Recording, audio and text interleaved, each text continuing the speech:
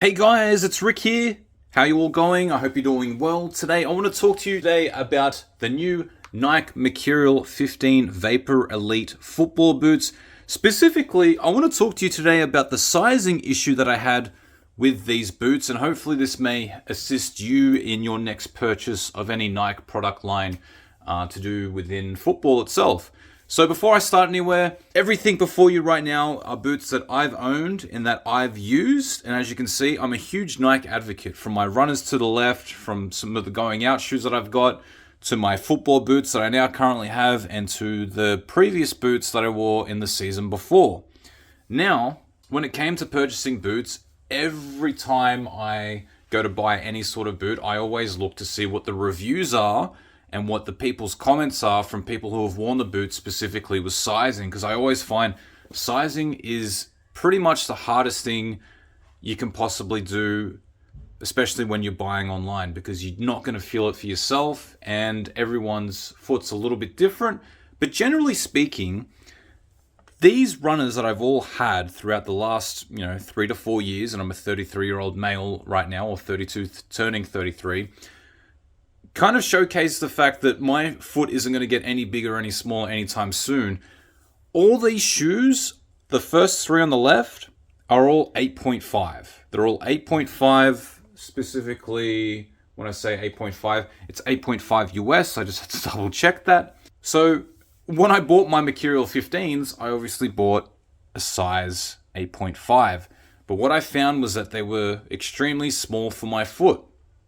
So I ended up going up to the size 9, which was, I thought, going to be a really bad call for me. I tried the 8.5 for about a month, and I just found that even when I took out the sole plate, the sole of the boot, that they were just too small in every direction. The toe box, the distance, and I ended up forming black toenails as a result. I tried it and tried it and tried it.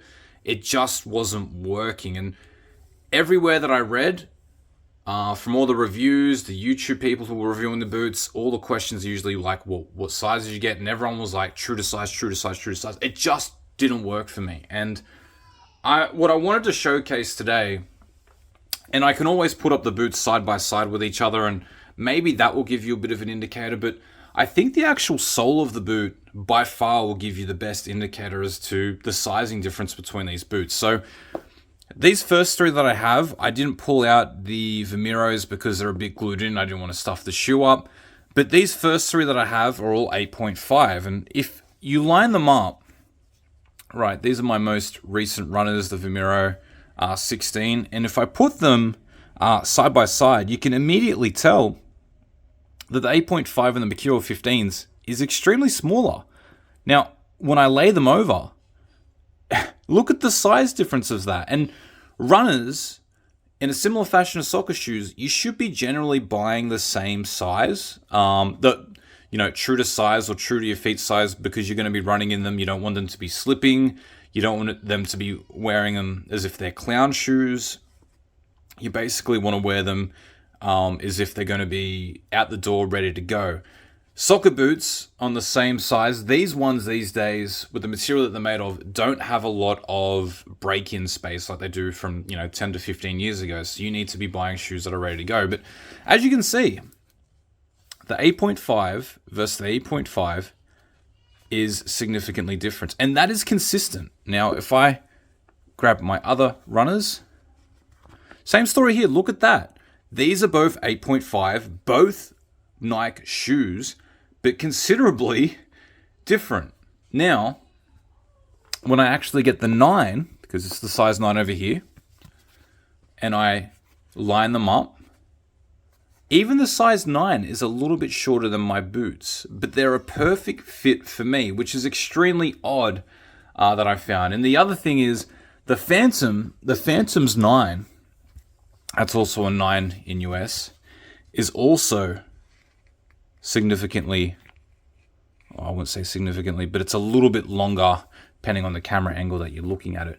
What I found wearing the size 8.5 was, even without the sole plate, is that I formed black toenails, and I'm not going to sit here and claim that I formed black toenails for the simple fact of, the boots themselves. The matter of the fact is they were too small for me, but what surprised me was how much smaller those boots are in 8.5 compared to other Nike product range.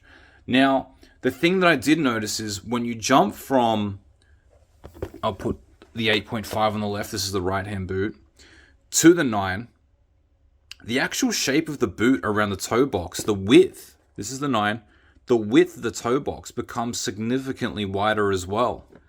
So it's actually quite a big jump, not just in length, but in the fact of how much room you have volume-wise in the shoe. And for me personally, I found it just gave me a little bit too much room.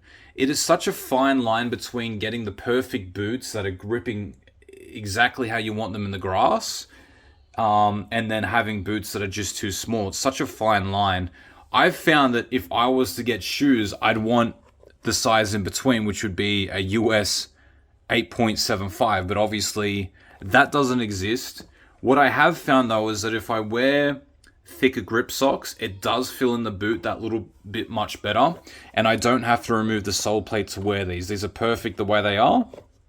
Now, I've only had 1 or 2 days running around in these just to get a bit of a feel, whereas the 8.5 I had about 30 days, so I can clearly tell you that the 8.5 is too small. I'm going to give it a little bit more time, and I'll probably make a follow-up video with how I'm feeling with the size 9. But the point of this video that I wanted to make is that you're not always going to get a size shoe that compares to what your runner would be, even in the same product line, and it's always best to try on the shoe, if possible, to get that real authentic feel, whether you walk into a brick and mortar store or whether you order it from the Nike store directly and you're able to get a refund upon trying them.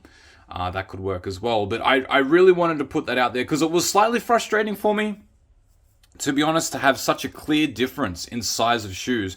And I thought the best way to demonstrate them was to showcase the actual sole plate. So I hope this has come in handy to some people and that you're able to take something out of this video.